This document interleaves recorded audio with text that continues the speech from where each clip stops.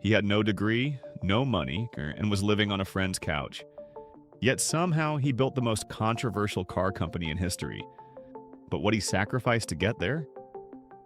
Most people wouldn't survive it.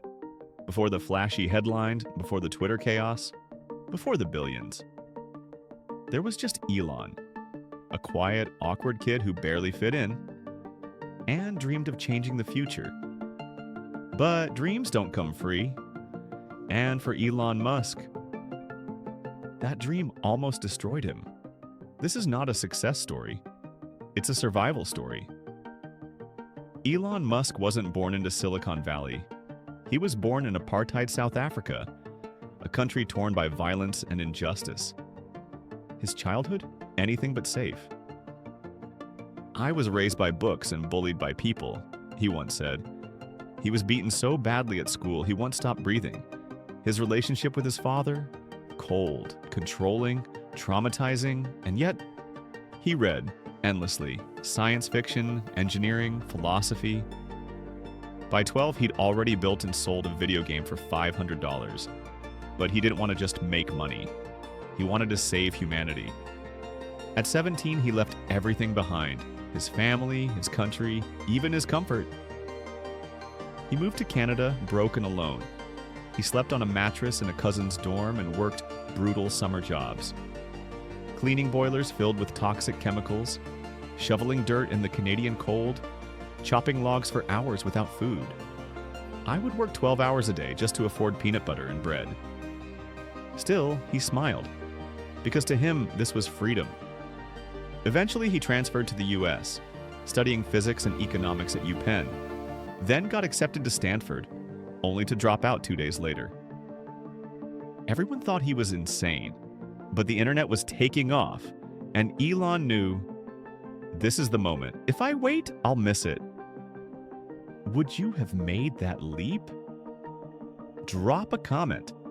Would you walk away from Stanford with nothing guaranteed? With his brother Kimball, Elon started his first company, Zip2. They couldn't afford rent, so they slept in the office and showered at the YMCA. Elon coded nonstop. Day, night. No breaks. Eventually, Zip2 was sold for $307 million. Elon made $22 million. At 27, he could have retired right then, bought an island, lived easy. But instead, he threw everything into X.com, a weird, futuristic idea that eventually became a PayPal. But success comes with a price. While on his honeymoon, Elon was fired from his own company. By email, he was devastated, betrayed, angry. But he didn't stop. He used the money to chase two impossible dreams: build rockets to take humans to Mars, create electric cars that didn't suck. In 2002, he founded SpaceX. In 2004, he invested in a little-known car startup called Tesla. People mocked him. Rockets? Electric cars? Are you trying to go broke? By 2008, they were almost right. SpaceX had failed 3 launches in a row. Tesla was hemorrhaging cash. Elon was personally broke. He had to borrow money just to pay rent. His kids were still toddlers. His marriage was falling apart. He was having panic attacks from the stress. I had to decide which company lives. I couldn't afford both. He had $20 million left. He split it in half between Tesla and SpaceX. Then crossed his fingers.